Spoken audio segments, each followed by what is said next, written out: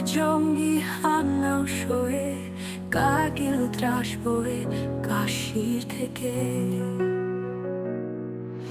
কালিকট কাঁধে লয়ে উত্তর পূব থেকে আর বংশাগর বেয়ে সিঁদুরের পাশে রয়ে এক বিকশিত ভারতের জনতার কথা করে নিজেকে করেছ তুমি আকাশবাণী। নবদ্বীপ আমি তবু নব নব রূপ নিয়ে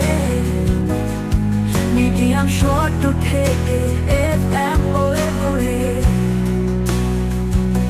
ছোটদের মায়েদের প্রান্তিক চাষিদের বহুজন জনতার মনে কথা কয়ে এরিয়েল বে ট্রানজিস্টর পকেট খোয়ে